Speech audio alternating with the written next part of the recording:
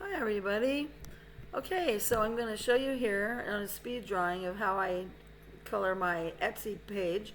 I have it available on Etsy, and this is all done in a Procreate app. So what I did is I just put the yellow in first, and if you want to use the same yellow I do, just hold your finger over the color and the area you want, and it'll just make that color for you.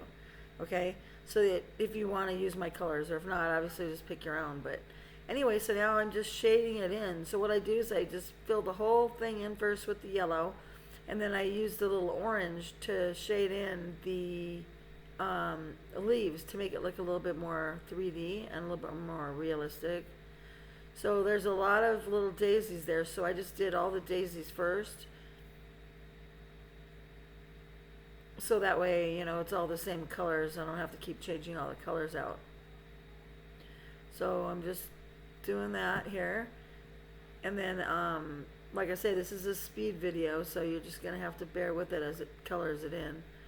It's going as fast as it could go, but you can see how I'm doing it on the Procreate. And if you just keep watching, you just do the same thing. I suggest doing it that way because if you're going to do the sunflowers all in the same color, you might as well do them all while the page is up and you have the colors out.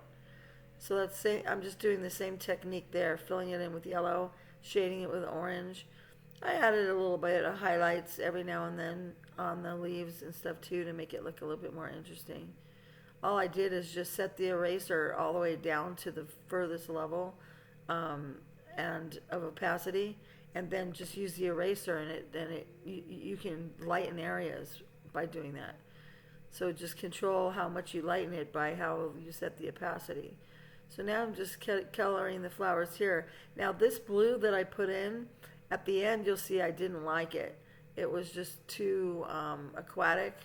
So I changed it at the end, and and the way I did that is I just took my eraser, I just erased the color and then put in a different blue. So right now I'm just doing the same thing. The same technique is going to happen throughout this whole video, where I fill in the light color first, and then that's it. So there you go. It's right now continuing to keep filling in. So let's see, what else can I tell you?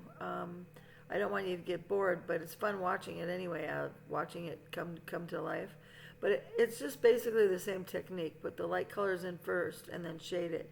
I used various different shades of pink so that it would create interest, so that it's not just all the same pink flowers throughout the whole picture. So here I'm just doing the same thing. It's all the same technique. But when we get to the end, you'll see how I get rid of that blue. I thought the blue was too... Oh, and the brush I use is from the, it's called the Sublime Watercolor Set, and it's a brush. And so what I'm going to try to do is give you that brush, and I'm going to alter it a little bit because I changed it for my needs. And I made a little pointy brush too that has a little pointy tip on it so that you can put the fine details in it, and it makes like a really good point. So I'm going to try to include the brush for you, and then also the color palette too, just so you can have it in case you like the colors I used. But so